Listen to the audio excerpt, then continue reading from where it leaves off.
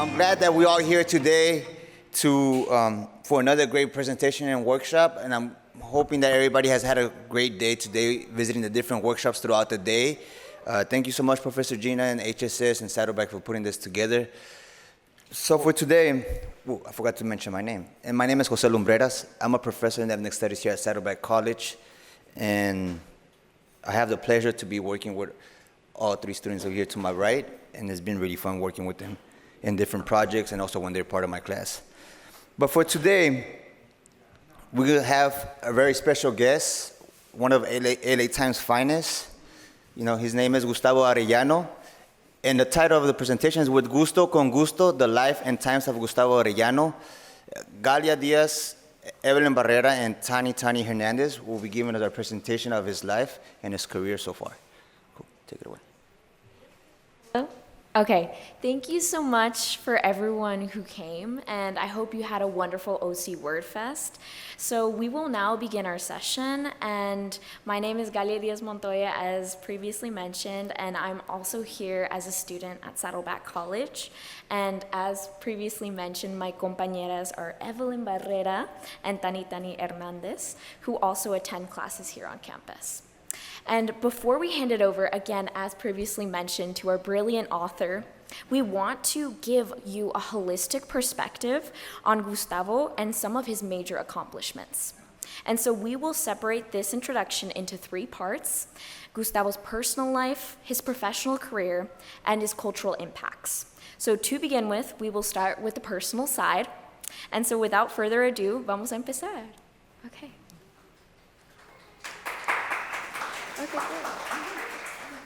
Okay, so born in Anaheim, home to a thriving immigrant community, Gustavo has explained the profound impacts of his papas throughout many literary texts. He has freely, thoroughly, and unapologetically explained how his mother and his father have shaped his life and his work, including the good, the bad, and todo lo Latino.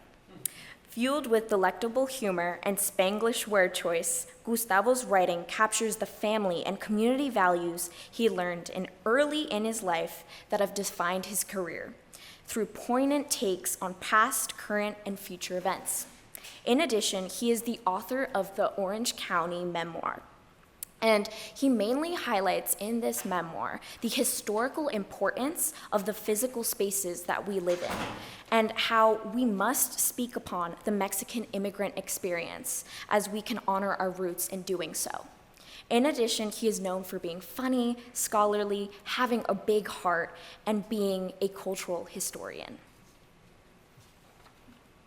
This photo shows Gustavo at his christening, pictured with his beloved mama, Maria de la Luz Arellano Miranda. She helped support her family throughout his life, picking strawberries in Anaheim as a young girl, packing tomatoes in a plant in Fullerton, and later working in childcare. She set the example for the kind of grace and grit Gustavo grew to admire.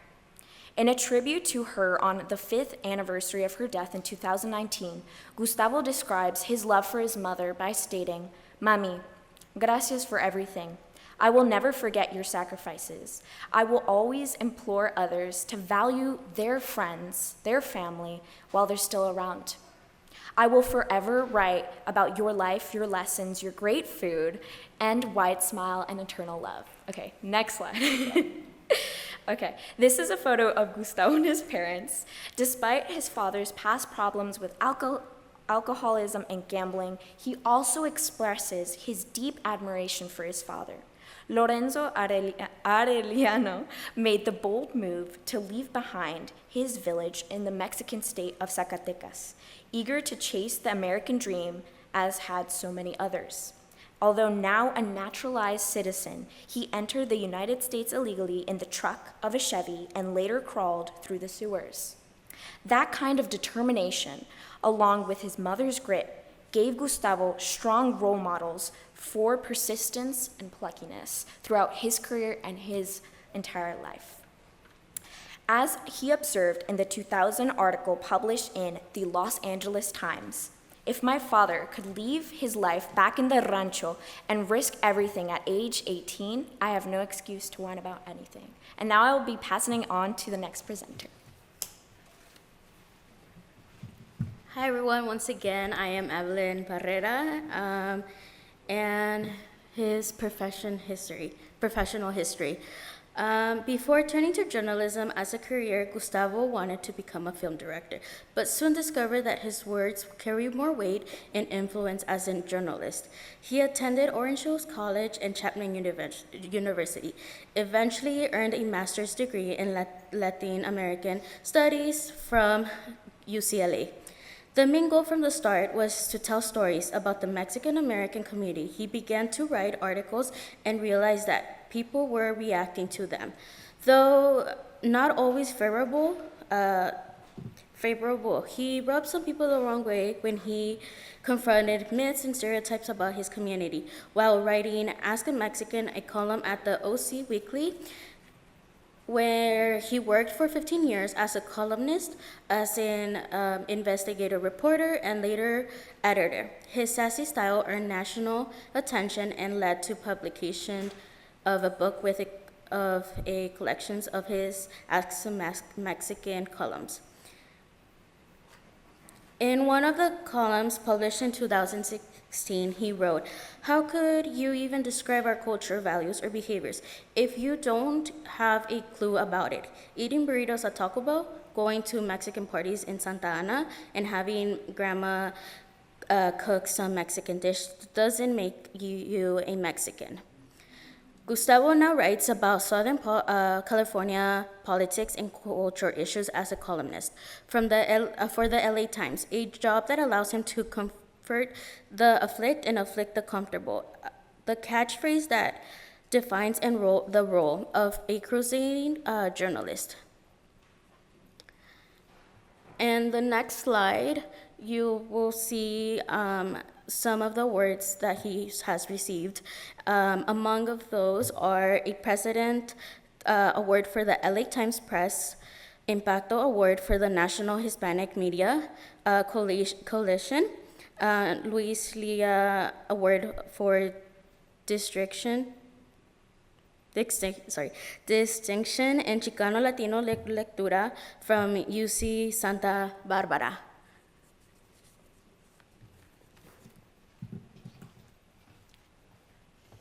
Hi, my name is Tani, and I will be going over Gustavo's cultural history. In addition to earning a name for himself writing about Mexican-American culture, Arellano has been among the most prominent chroniclers of the history of the Orange County, which he once referred to as the Ellis Island of the 21st century. He is the co-author of A People's Guide to Orange County, which takes readers beyond the surface image of Disneyland, beautiful beaches and decadent housewives to communities that have been the site of violent struggle, resistance, and a discordant past, as the introduction proclaims. Gustavo also wrote the foreword to Orange County, a literary field guide, a compilation of works by prominent authors. In the next slide, another aspect of Gustavo's writing is his familiarity with food. Once a critic for the OC Weekly, he authored a book that focuses on the cultural prominence of Mexican food, Taco USA, How Mexican Food Conquered America. As he notes in the book, we've had generations of Americans who scarfed on tacos and burritos like previous generations forked through chicken pot pies and ate pastrami on rye. However, he adds, the greatest apostles of Mexican food in this country haven't been the Mexicans, but rather Americans, who having tasted from the bread of life that is a steaming taco, a pot of menudo, or a foil-wrapped burrito, sought to proclaim its gospel with every new unearthing. Gustavo, whose wife Delilah Snell owns Alta Baja, a grocery store, cafe, and community space in Santa Ana, has been known to host tortilla tournaments, savoring the tasty pleasures of Mexican cuisine, unearthing the hidden history of Orange County, and writing about the diverse landscape of Southern California. These are some of the ways he celebrates his cultural heritage and pays homage to his family influences. Gustavo's humble beginnings motivated him to embrace his culture and be the voice of the people whose stories otherwise remain untold and forgotten. In the belly of the Orange County beast, con su pluma en mano, with pen in hand, as he notes in his Instagram slogan, we're pleased to introduce Gustavo Arellano.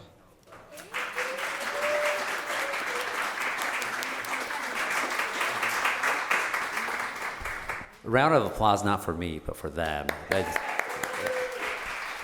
I was not expecting this. I was not expecting this at all. It was very kind. It was very well done. Not a single fact wrong. Not a single. You even gave a plug for my wife's restaurant. Wow. What can I tell you on that? So you folks just want me to talk about my career then? That's it? I mean, you kind of got it all, but no. I guess what I should talk about is why I do all of this. And thank you for mentioning my mom as well. That's why I'm still a little bit emotional from it. Just my mom died of ovarian cancer in 2019. And so I've written a lot about that. That's a whole other conversation. But I guess I'll start with how I started writing. I'll do the hows and the whys, and then definitely get to any questions you folks may have. But I have to start with just root it a little bit more and kind of expand on what you folks talked about. I am the child of immigrants, both of them from the state of Zacatecas. I did grow up in Anaheim, California. I was explaining to someone, a fellow author earlier, just about how that was my community. So even though I was born here in the United States, I very much grew up in a diaspora. And by diaspora, I meant that my mom and dad's community transplanted itself from Mexico into Anaheim. So my whole life growing up was quinceañeras, weddings, baseball games, family parties, all of this. But I was always the weirdo because unlike my fellow male cousins, I never wanted to dance with girls. I mean, let me take that back. I wanted to dance with girls, but no girls would dance with me. Come on, I'm a nerd. But more than anything, they would always see me reading something. My family, we grew up in a small house in Anaheim. My mom was a tomato canner. Those of you who are from Orange County, who have been here for a while, you might remember the old Hunt Wesson tomato cannery in Fullerton. That's where my mom worked. She was a teamster until it shut down in '97. My dad was a truck driver, so that's where I got my work ethic from them. But we had a swimming pool. Because of their blue-collar jobs that were able to pay well, we were able to move from a small house to a house with a swimming pool when I was 10 years old. And I never swam. My cousins would go all the time. My friends, all these people wanted to come swim. But I was reading in the living room. And so recently my cousins tell me, they called me Gus. Unless you grew up with me, you can't call me Gus, though. You could call me Guti, but not Gus. Gus is special. They'll say, Gus, it's so weird. It's so awesome. When we were small, you would read all the time with magazines. And now you're always on your phone reading. You haven't changed at all. So I was just always curious about the world. I always loved hearing stories. I never thought, though, I would ever tell stories. And it's weird because born and raised in Anaheim, went to Anaheim High School, not a good student at all. I graduated with a 2.41 GPA because I was that kind of nerd that would never do any of the homework, that would talk back in class, get A's in all the tests, but because of that, get C's and D's. And one thing that, in retrospect, decades later, once I was a writer, I would always remember my teachers telling me, that was a really good essay you wrote. That was a really good story you wrote.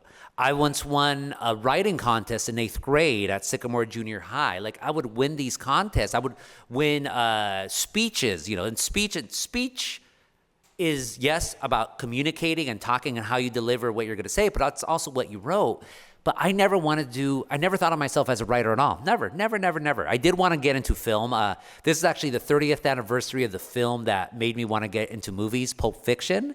My best friend, Art, who's still my best friend, we got a bootleg copy of Pulp Fiction and literally played it so much on a VHS that it just broke. And so we wanted to make films. But again, it's the idea of storytelling. Storytelling always fascinated me, and I wanted to tell stories. And I wanted to tell stories that I wasn't seeing on the screen. Look, I loved all the things that Hollywood was giving, but I also grew up in the 90s. You're wearing a Selena t-shirt, so Selena came out in the 90s. Mi Familia came out in the 90s.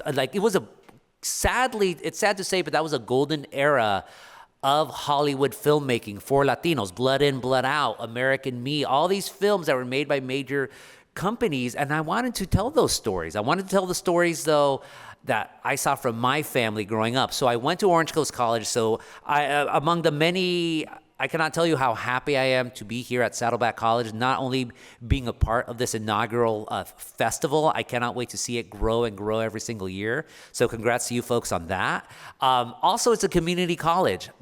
You folks are my people. I went to a community college. I went to Orange Coast College. You had a list there of like awards that I've won, and sure, that don't get me wrong, I'm very humbled by them. But the greatest award I'll ever receive in my life, I received it. I was inducted into the Orange Coast College Hall of Fame about a decade ago, and I cannot tell you how much it meant to me, because OCC taught me, and I teach there too. So I lived a dream life. I lived a dream life. But going to Orange Coast College, I went to film, then I went to Chapman University, also thinking to major in film. But at Chapman, something completely changed in my life.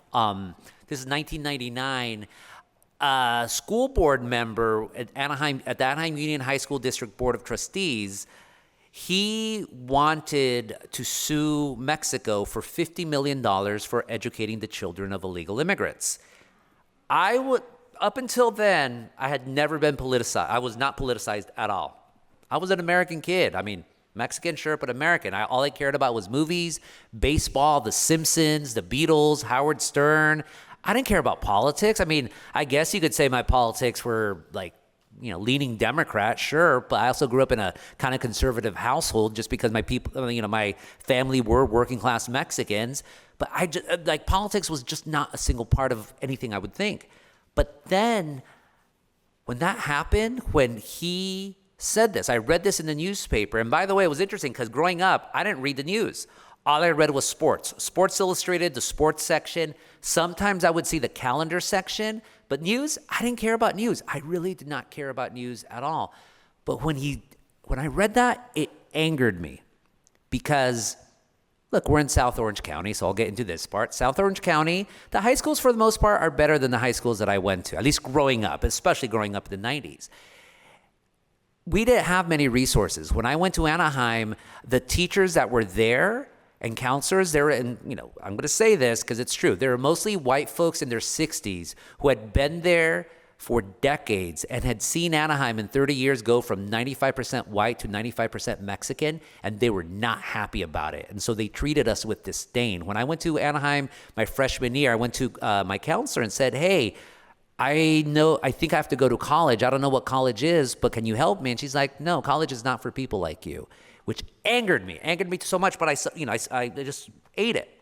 So to hear this guy say that people like me, again, my dad was an undocumented immigrant, that people like me were the cause for Anaheim High's ills, that got me very upset. So very long story short, I got involved into political activism. I then got involved in political campaigns in Santana. I found a newspaper, OC Weekly, in a trash can, where it belongs, of course, where it belonged. No, I picked it up, and it was an April Fool's issue. So I picked up a newspaper, which I had never heard of before, and I immediately realized that it's all fake stories, like real fake news, not fake news. It was a satire about just Orange County politics.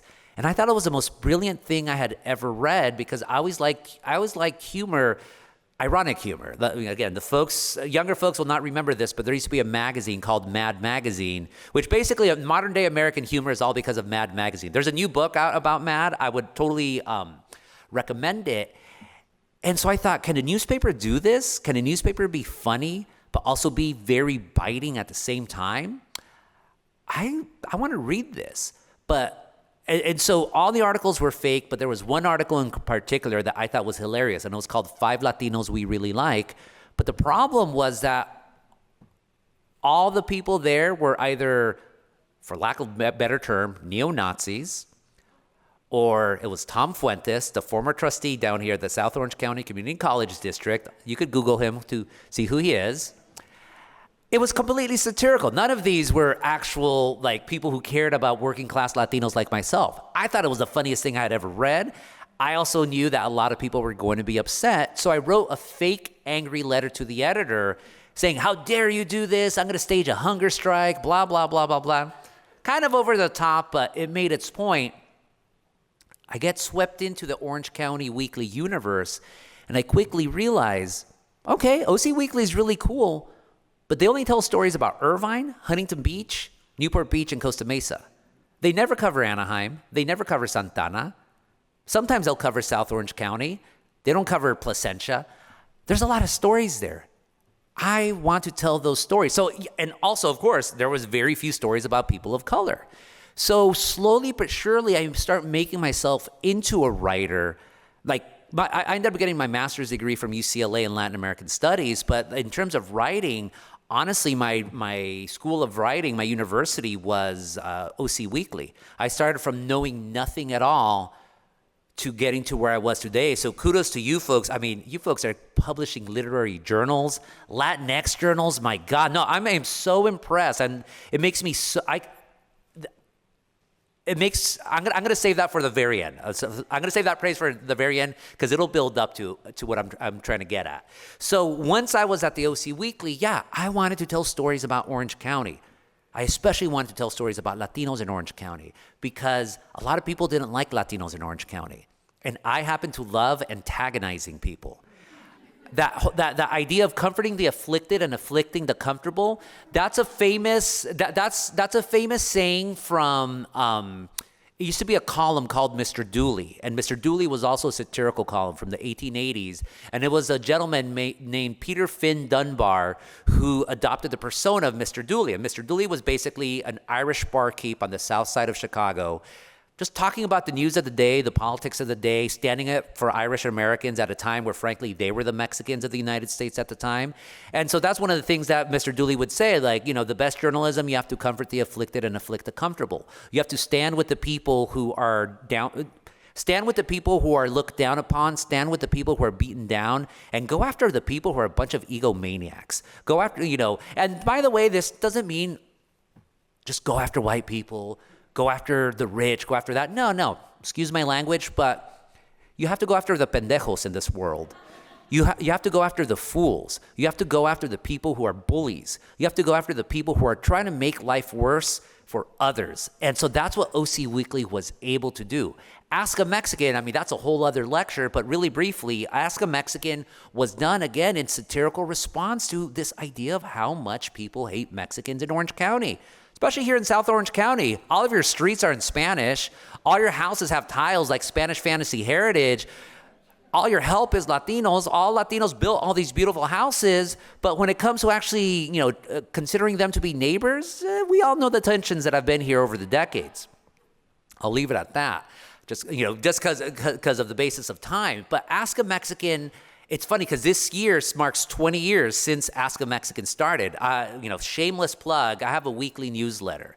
If you go to GustavoArellano.org, I send it out every Saturday. So tomorrow I'm doing I've talked a lot about the history of Ask a Mexican before, so just little thoughts that I've had, because it ended up lasting for 13 years. It got me a lot of notoriety, just got me all over the United States. But I did it, or I'll say this, only in Orange County could have Ask a Mexican started. Nowhere else could have there been the environment to create something like Ask a Mexican, to have, just to have silliness, for lack of a better term. And some people liked it, some people didn't like it, some Latinos liked it, some Latinos didn't like it, some white folks liked it, some white folks didn't like it. Intelligent minds can disagree. I still think, though, for its time, it was, I've heard a lot of people say it was needed, and that brings me a lot of joy. People say, like, because, I would read Ask a Mexican, and it was great to see a Mexican stand up for Mexicans. And one of the reasons why I wrote Ask a Mexican was because there was a lot of Latino columnists at the time, but all they would ever write is, Latinos are victims, feel sorry for them, feel pity for them. And I was never like that. Despite being a nerd, my parents never taught me to be a victim. They taught me to stand up for myself. They taught me to fight back, frankly. And so that's what Ask a Mexican was. It was very in your face. It was very vulgar. It was very funny. I recently read some columns for the first time in years and years, and I was laughing and I was gasping. I'm like, damn, I wrote that? how the hell did I get away with that? Because it was crazy, crazy stuff. But I was never going to be just put in the Mexican box. One of the best pieces of advice I ever gave, and I give this to all writers here, was the writer Sam Quiñones, the best ever writer about Mexican migration and its effects on the United States and Mexico. And in recent years, he's gotten a lot of attention for his writing on the fentanyl crisis. Amazing, amazing writer, so giving. And he told me, do not let them pigeonhole you. There's very few Latino writers, period. And this is 20 years ago. Sadly, it's still the case today, although things are changing. He said, your editors are only going to want you to write about Latino things. Why can't you write about surfers? Why can't you write about, the Muslim community, the Jewish community? Why can't you write about this, this, and that? And that stuck with me forever. So what I decided I wanted to do was I wanted to be an Orange County writer. So I was a food critic. Ask a Mexican, I did Ask a Mexican for 13 years. I was a food critic for 17 years. You could still ask me questions about tacos and burritos, and I'll tell you where to go eat in Orange County. So even here in South OC, I still know my spots. But I also wrote stories about the history of Orange County, the hidden histories of Orange County. I wrote about the Catholic Church sex abuse scandal. I eventually became the editor of OC Weekly. I had the dream job, and then I wrote 3 books, yes. Ask a Mexican was a bestseller. Orange County, A Personal History was a flop, a giant flop, but it was okay. Taco USA was a good seller, but it sells every single year because people are obsessed with Mexican food. So it's going to sell forever, so I'm happy with that. And then I became the editor, so I always thought it was important. I can't be the only writer. It was called Ask a Mexican, not Ask the Only Mexican. I wanted to make it so that other people could be part of this fun.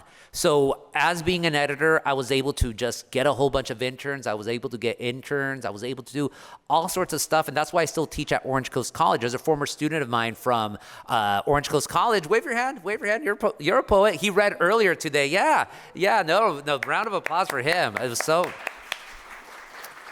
when you're an old professor like me and you see your young students, that gives you... No, it's wonderful to see my students and my former interns go places. It makes me so happy. It makes me so happy to hear new voices and to try to help people do that, because it's not just about me. It's about anyone who wants to be on the good side of Orange County. And it was a dream job. Sadly, I had to leave because in 2017, I quit OC Weekly. The owner wanted me to lay off half the staff, and I refused. And it sucks. How many people could ever say they had a dream job? And how many people would willingly leave their dream job? That was me. But then I found another dream job. I'm with the Los Angeles Times. I've been there now. It's going to be 6 years at the very end of this year. I started off as just a features writer, and then I became a columnist for 4 years. LA's a weird place, let me tell you that. That's a whole other thing. But as a writer, especially as a journalist, because I know we have different types of writers here. We have essayists, we have poets, we have people who want to get into playwrights or whatever. So I can only speak to, I'll speak specifically to as a reporter, but also as a writer. As a writer, you don't know who's reading you. You never know who's reading you.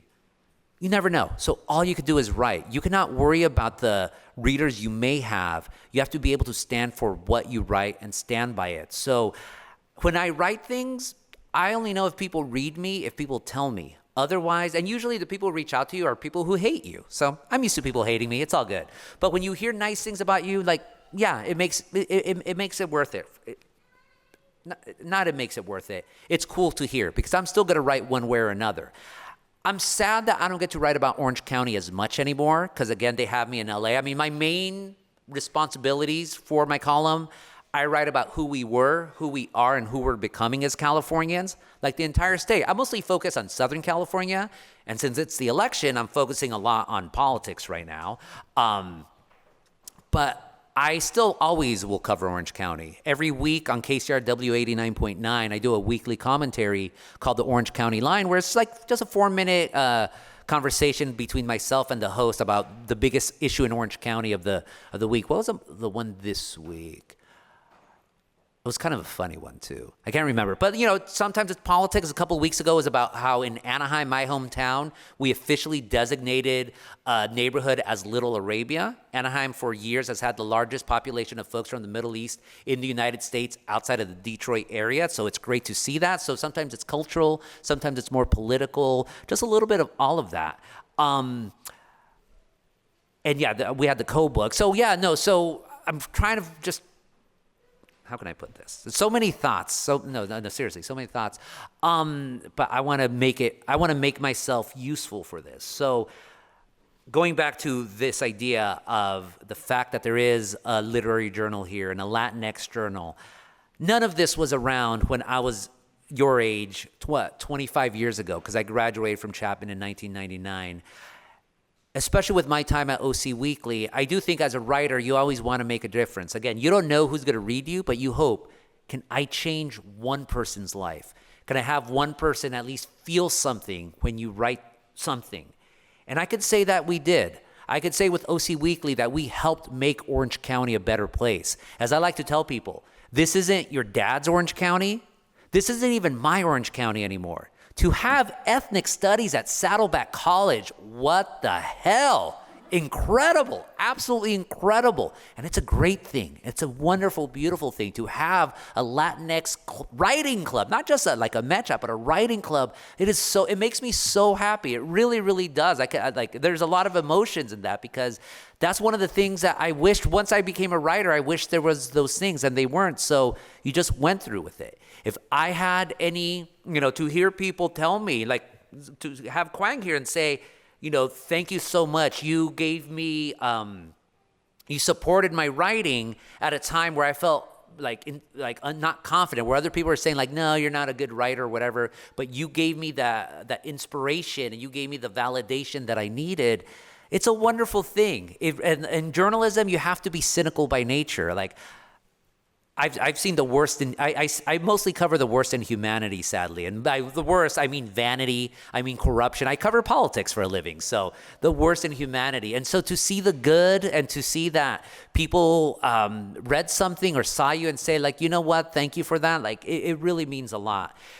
So I saw this, I went through this, and now the challenge I have for you writers is you continue in the path that I went through. You continue in the path and you help out that next generation. Because y'all are young right now. At some point, you're going to be old like me. And I'm not that old. I'm 45. But you're going to be my age at some point. So what are you going to do about it? What are you going to do for the rest of your career? What are you going to do when you write? What are you going to do if you want to better your community? You have to help other people. That's one thing my parents taught me, especially my dad as well. My dad, he always gets a bad rap. No, mostly from me, because he's a funny guy. But the credit that I give him the most is that he's been sober for 41 years. He was a horrible alcoholic. No, I'll tell my dad that y'all applauded him. That's wonderful. He was a horrible alcoholic, but he's been sober for 41 years. He's brought hundreds of men to sobriety because he realized it's not about me. It's about helping other people. My mommy, may she rest in peace, when we had her funeral, we packed St. Boniface Church. That's like 1,000 people. Now, I have a lot of cousins. I don't have 1,000 cousins. But that showed how many people she influenced in her life. My mom had a 9th grade education. She was a tomato canner, and that's how many people she helped in her life. Me, myself, what I tell especially people who have had a couple of years in this industry, I tell them, what's your coaching tree? So in football, you have this idea, you have a head coach, and he has all his assistants, or just in sports, he or she has all their assistants, and then those assistants become head coaches, and they have their assistants, and then it's almost like a family tree. I could show you my family tree in newspapers. Former interns or writers of mine, they've been at The Atlantic. No, there's one at The Atlantic right now. There's one at the New York Times right now. They've been for NBC News. I have like 5 of them at the Los Angeles Times alone. I have people coming up through the works. Like, I'm proud of that. I think for me, that's the proudest thing that I could have in my journalism career, that I helped people get to that place. So I challenge all of you. Yes, right now, you're still starting. Oh, and the other thing, always surround yourself with people smarter than you and ask people for help. Like, when I first got in my mind that I wanted to be a reporter, then we're going to open up to questions very soon. When I got in my mind that I wanted to be a reporter, I emailed every Latino surname or Hispanic surname journalist I could find. There wasn't that many. Only 2 of them responded. They're my mentors, Ruben Martinez, the author, and then Sam Quiñones as well. And they helped me. I didn't have to pay them anything. Even though I was a new writer, they helped me. They gave me feedback on my writing. They got me connections with publications to publish. They didn't have to do that. That taught me a very valuable lesson. So I challenge you folks, if y'all want to be, someone today just said, literally gave me her essay. She said, can you give me feedback? Of course I am. Absolutely, of course. You have to be bold. Writing is all about being bold. You could write for yourself, yes, but you could always improve. And that's why you need to find people who are willing to help you improve. And there are writers. There are people who will help you. You just have to ask. And that's a scary thing. But remember, if you ask for something, there's only 3 possible outcomes. The person ignores you, that's messed up. The person says no, that happens, we all get rejected, that's life. Or the scariest thing, the person says yes. Because now you have to open up yourself and you have to be vulnerable. But if they say yes, that means they want to help you. That's what I've tried to do. I've tried to help. So anyways, I could go on and on. I don't want to go on and on. I want to take any questions you folks may have. There's probably going to be a mic going around so they could capture it in high fidelity for this video. And I apologize for all my rambling, but I was not expecting a presentation on my life, which was so amazing. Thank you so much. So raise your hand, they'll give you the mic, and we'll go from there, and don't be shy. All the way in the back right there. So thank you for not being shy. You always need that first person to break the ice. Thank you. Hi, Gustavo. My name is Javier Corrales, one of the classified members here working with Adult Ed. I'm so excited to have you here and everybody have the chance to get to hear you. I grew up in the 90s in Orange County and came across the OC Weekly and came across your article. I originally started looking at OC Weekly for that satire. And, Thank and you. actually, they used to have club listings and the different places you could go and check out events. But when I saw your article, it was amazing just to be able to connect. And thank you for being here. And one last question. What are those taco spots in South County? What was the spot? Is it called La Rana in Laguna Niguel? Is that still there? La Rana is a very good spot in Laguna Niguel. I mean, it's one of those Lagunas. Laguna Niguel, Laguna Hills, it all like melds into it. Maybe even Laguna Woods. There's an amazing spot, and nothing against those cities, by the way, but it just melds in. There's an amazing Mexican restaurant in Laguna Hills. I know this one. It's called Balvinas. Balvinas, he owns a taco truck, but he has like this higher end Mexican restaurant, all affordable. But Balvinas, it's off of El Toro Road, so it's El Toro Road, then you have to kind of angle your way. And where that big development's going to come in, where the Laguna Hills Malls was, just a little bit north of that, Balvinas is absolutely amazing. And then the third spot, I've been eating there my entire life and it's still good. It's down in San Clemente, the Surfing Chicken. The Surfing Chicken, the original owner was from the same part of Mexico, Jerez, Zacatecas, as my dad. He sold it a couple of years ago to a Salvadoran couple, which I think is amazing. They kept the recipe, so it's pollo asado, so it's going to be charbroiled chicken. Get the full chicken, order the tortillas on the side, the salsa, the beans, and all of that. Yeah, they sell carne asada and all that, but if you're going to a restaurant called the Surfing Chicken, why would you order beef? Makes no sense. But those 3 spots right there, that's a good start for you folks. Other questions? Right here in the front. They're going to bring the mic to you. How was the writing industry when you first started? Did they accept you, or did they take in your first writings? Was it super hard? How was the writing industry when I first started? It was hard because I had no experience. The fact that you folks are taking writing classes, the fact that you folks have a journal, that's incredible. I did not have that. So I literally went in blind. I thought, well, I want to be a reporter. How do I do it? And it was very, very hard. I would pitch. So when you pitch a story, that means you're giving an idea to someone. So out of 10 ideas that I would pitch, only one of them would be accepted. And out of the 10 stories, you collect all the ideas that were accepted. So out of the 10 that were accepted, only one of them would ever publish because my writing was terrible. And my editor, he would tell me, this is bad writing. I did not take offense, though, because I knew it was bad writing. So I told them, okay, it might be bad, How do I improve it? And to his credit, he sat down with me. We'd get a computer, I'd be over his shoulder. He'd go sentence by sentence. Okay, why did you write this? And I'd have to explain it to him.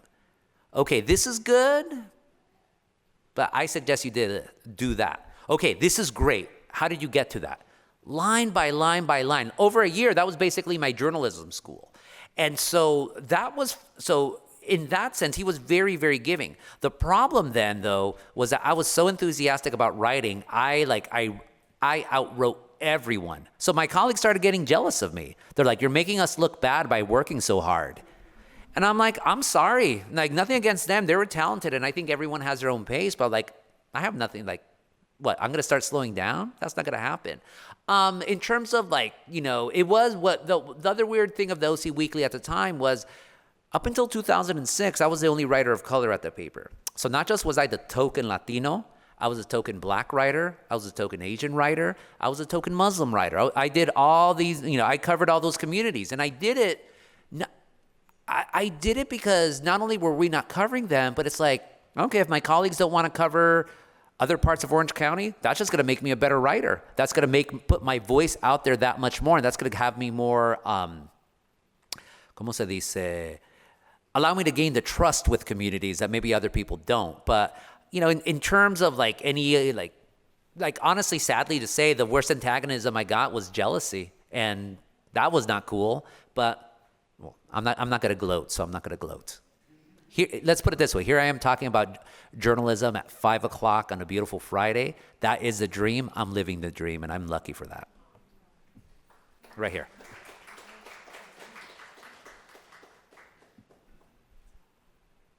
I have kind of a weird question, but my family immigrated from Iran, and after that, they just kind of like disconnected from their culture. And when I see like my peers and other people that are Persian that I know, like I feel a real like longing and like I wish that I could explore that part of my family, but it's just like completely disconnected. So do you have any advice for feeling like that? Yeah, no. There are no weird questions, by the way, ever. Thank you for asking that. And every immigrant experience is different. It really is. Some people come in, they literally transplant their entire, basically the villages of my parents, they all ended up in Anaheim. And we had the same music, the same dumb feuds going back generations. It still goes on to this day. Like I would tell my dad, why can't I talk to her again? Oh, because her great-great-grandfather insulted your great-great-grandfather. True story, by the way. The great thing is you're in college now. College is the time to meet people from all over the world. College is a time to be able to connect with whatever you want to do. I do not know the student population here at Saddleback College that much, but I'm sure there are Iranian students here. And of course, Irvine, there's a big, huge community of Persian students or just the Persian community there. So I think it's just a matter of finding. There's clubs around. At the very least, start with the food. The Persian food is the best rice on the planet. Oh my God, the best rice. Amazing food, but there's concerts, there's, just language. Start that way. Just start, connecting here, ask here on campus. They would know if there's a Persian club here, try to be a part of that. And I also think the best way to just immerse yourself in a culture is listening to music. Music. Everyone loves music. You hear the language that way. And you do it at your own pace. Because the other sad thing is sometimes people say like, I'll use my example, like, oh, you're not Mexican enough, you're too whitewashed, blah, blah, blah. Everyone gets to accept their culture. Everyone gets to accept culture however they want it. Don't ever let anyone make you think that you have to reach a certain level. It's your life. It's not their life at all. So, no, and there's you should not have any shame at wherever you're at right now. Your parents chose, a lot of times when people seek to disconnect from their culture, it's because, especially coming here in the United States, sadly, there is xenophobia. Sadly, Iran has not been, how can I put this? Iran and the United States has had tensions for a long, long time. And so because of that, some Americans sadly put their anger towards the Iranian government against the people who have nothing to do with it. Especially if you're coming here in the United States, you're most likely refugees running away from that. So yeah, embrace whatever your journey may be, but do not be ashamed that if you have that longing, go find it. go fulfill it. And congrats. Question right here. Thank you. Can you share a little bit about your recent tour, 7 days, 7 states, one takeaway or whatever you would like to share? Sure. So my most recent series for the Los Angeles Times, it just published on Wednesday. It's going to start coming out in print tomorrow. Over the summer, my boss said, hey, can you go around the United States asking Latinos if they're going to vote for Kamala Harris or Donald Trump? You see, you're all laughing already. That was my exact reaction. I'm like, no, that's boring. How many times do I have to hear about the Latino vote? I've been covering it for all my time at the LA Times. And it's just this idea that, oh my God, Latinos might vote for Donald Trump. Why is that? Blah, blah, blah, blah, blah. So I told them no. I thought it was a trite, it was a trite cliche that I did not want to have any part of. But then I thought about it. I knew I was not going to escape from politics because it is an election year. So I told them, how about I'll take a road trip, but I'll take a road trip in the American Southwest where Latinos have been there for 425 years, where Latinos have made a life for themselves despite all the suspicions that Americans have had on them all those centuries. And I'm just going to tell stories that I've been wanting to tell my entire life. So yeah, the week before the Democratic National Convention, I got a rental car. I did 7 days, 7 states, nearly 3,000 miles. So really quickly, I went down to the border, the U.S.-Mexico border, to the border wall. I then went to Clifton, Arizona. That's Arizona Copper Country. That's where my grandmother was born. I went to El Paso to visit the two of the memorials for the victims of the 2019 Walmart massacre. I went all through New Mexico talking to chili farmers because it's chili season in the land of enchantment. All this smoke, oh my God, it's so good. I went to tiny Antonito, Colorado, population 674. That's home to the oldest Latino civil rights group in the country. It's a long name, La Sociedad Protección Mutua de Trabajadores Unidos. They were the ones who did the first ever desegregation lawsuit for Latinos in 1914, decades before Mendez et al. Versus Westminster. How many of you ever think about Latino civil rights in Southern Colorado? Exactly. No one does. Even if you know your ethnic studies, no one does. From there, I go to Colorado Springs to this cool brewery, Atrevida Beer Company, Latina-owned beer company. Sadly, though, the couple that runs it is more known because they were the heroes in the Club Q massacre that happened there a couple of years ago. Then I travel from Golden, Colorado to Las Vegas, Nevada. 11 hours, I got delirious. And then I finally solved the Latino riddle. Latinos are sunflowers. You're going to have to read that one. Go to Las Vegas. I'm being serious, by the way. Go to Las Vegas, talk to groups, graduates of this high school, annual high school youth conference that gets Latino students from all over Nevada and teaches them to be leaders. It's one of dozens of such conferences across the United States getting Latinos. This has been going on for decades. And then I end up in San Bernardino. So 9 stories, and then there's a listicle, so 10 stories, and there's a whole bunch of videos, 11 stories. So what did my takeaways from this was that Latinos, yes, we do care about politics, but what we care about more is local. What can we do to solve our issues right in front of ourselves? You're seeing this here at Saddleback College.